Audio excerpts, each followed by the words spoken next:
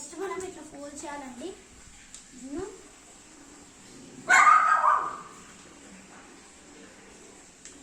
ఇట్లా ఫోల్డ్ చేయండి. తర్వాత మనకి ఏం సింపుల్ మెథడ్ ఇది, దీని ఇన్సైడ్ లా ఫోల్డ్ చేయాలి. సేమ్ మెథడ్ అయిపోయినాక దీన్ని మనం ఇట్లా తీయాలి. ఇది చూడండి ఇట్లా వచ్చింది.